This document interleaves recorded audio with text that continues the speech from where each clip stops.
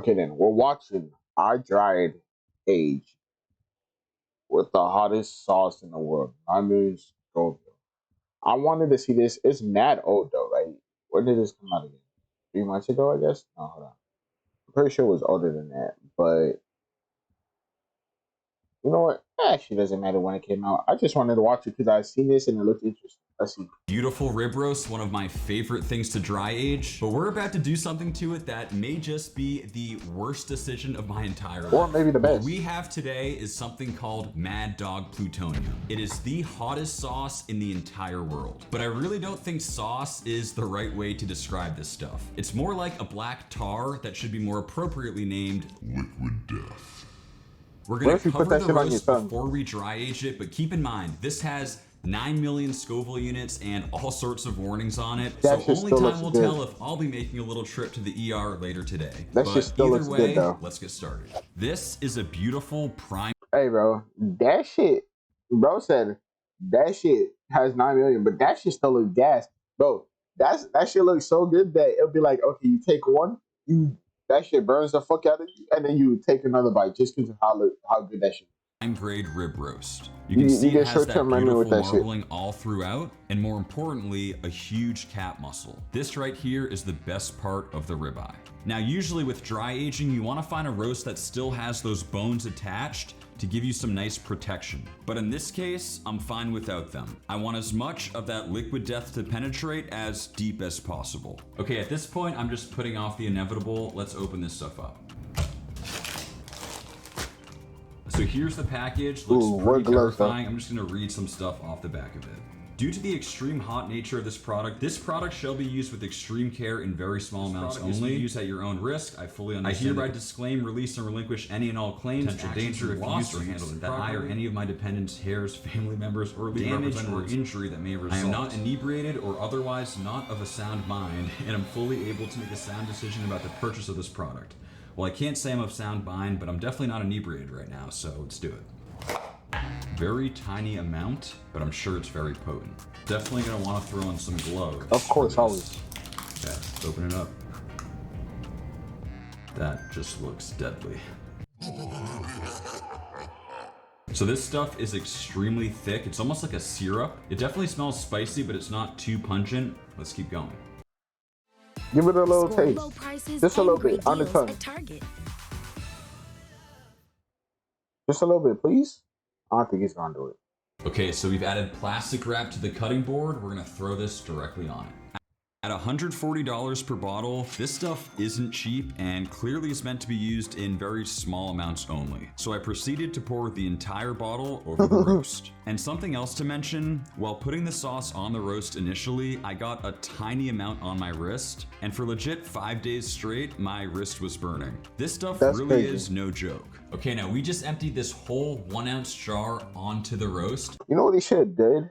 Instead of doing that, he should have got like a bowl, put the sauce in a bowl, and then got a brush and brushed it. But here's a crazy fact to keep in mind. To make 1 ounce of this, it requires 1,000 ounces of hot peppers. That's 62 pounds of hot peppers that goes into this that is now on this steak. It is hot. Time to rub it in. What surprised me most was it had pretty much zero smell. Even so, you could definitely feel it in your lungs.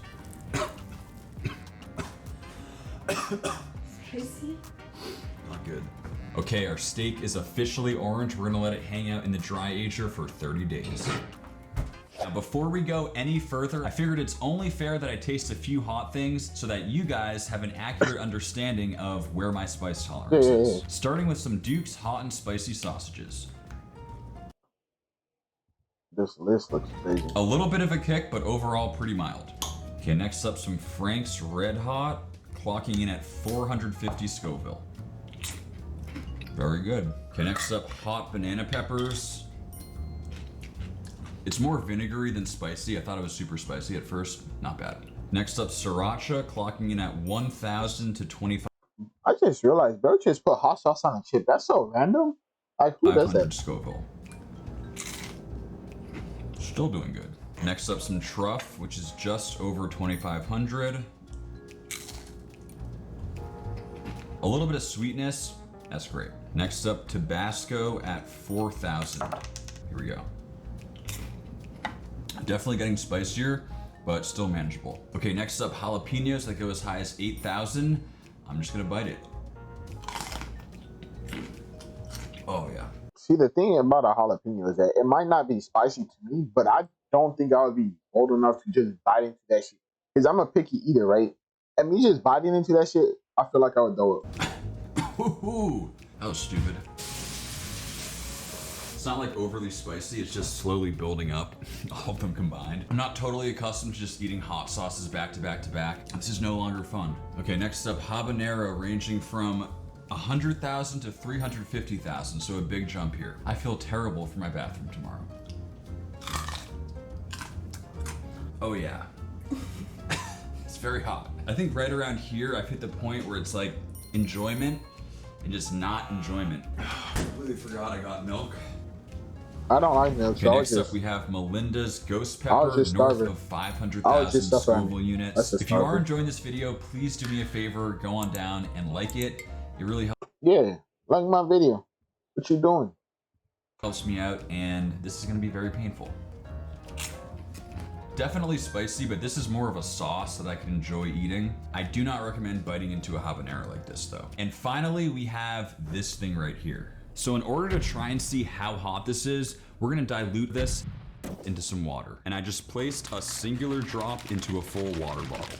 So this is really unexpected. It looks like it's not even water soluble. It's like stuck to the bottom and to the sides kind of. I'm just gonna keep shaking.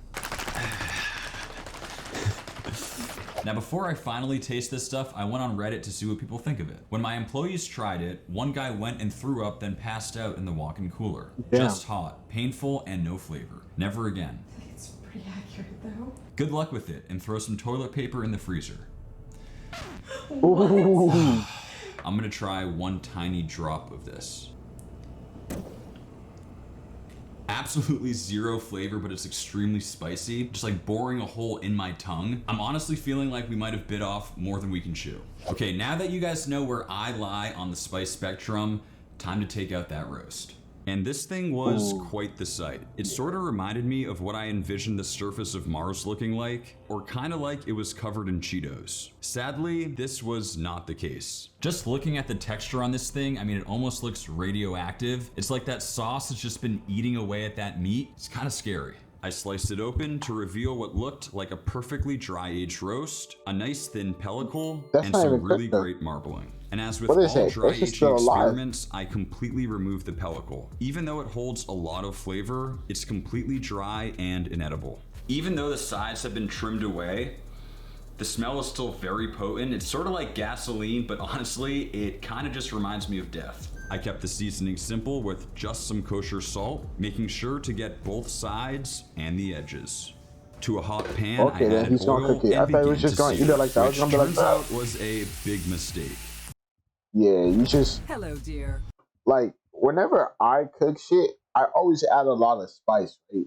And spice burns on high temperature, so you gotta slowly cook that shit. Mother has been waiting for you. Let's get you up to speed. Or the fire extinguisher will go off. Oh man, it's going well. Sophia's eyes immediately started tearing. You could really feel it in your lungs. There's definitely a lot of spice still in this thing. Searing this indoors was a really stupid idea, and I'm in pain just looking back on this footage. The fumes were extremely intense, and it got to a point where we had to evacuate the whole house. I wasn't gonna share this, but there was a short period where we actually considered going to the hospital. All right, guys, well, that was very eye-opening. This whole experiment, I've been like, oh, it's gonna be hot, like, we'll figure it out. Cooking that steak was no joke whatsoever. Right now, the whole lining and inside of my nose is just destroyed. Eyes are absolutely killing me right now. It feels like we got maced, like, all throughout the room, and it's kind of still happening. So if for whatever reason after this video you do want to buy this stuff, please be extremely careful. Actually, just don't buy it because it's probably not worth it. Despite the pain, we had an amazing crust, and honestly, the steak looked amazing. A perfect medium rare interior, and visually, there was no indication of the extreme spice we had just... Look, I want to say it's still a little bit too a lot, but It looks good. It looks good. Just endured. But at this point, the only thing left to do was give it a taste. Well guys, we're finally here. Got my milk here. I'm just trying to figure out what to do, to be honest right now. Like, I want to eat it and show you guys that I ate it and let you know what it's like, but I also feel like I'm about to dose myself with like an unregulated drug at an amount that I'm just not totally aware of. So I'm gonna start by taking a piece directly out of the middle. Cooked pretty well, nice char. I'm just gonna put my tongue to it. I don't think you want to do that. I feel like it's okay. There's already so much spice like in my system and on my face. I can't even really tell. I'm doing it. My sister's freaking out. This is not the best steak I've ever cooked in terms of taste. You definitely taste the spiciness, but I'm really not getting too much actual heat from it. I'm gonna try a little bigger piece this time. All right. Definitely getting a kick on that one. It very much tastes like chemicals. I'm not gonna finish the steak, I'm gonna finish the milk, but stay tuned for more crazy dry aging recipes and I'll see you next time. Can I have the rest of that steak though? I mean, it's probably 3 months old, but like, so what you do with the rest of that? What you do with the rest of that? Evolved to become spicy, to be able to protect themselves from animals. Just for humans to put it on almost everything. Believe humans have had a hand in selectively breeding peppers to be hotter than they naturally are. Yeah, that's true. That's true though. I don't get that hard. I mean, that's basically without selective breeding. That's true though. Actually, through this point even further, they evolve spicy to ward off predators and humans becomes humans modifying them to become stronger in order to consume them. Like their whole purpose was for defense and humans use them for a meal. Bro, that's too crazy. But yeah, subscribe, bro. I both have shit. See you guys later.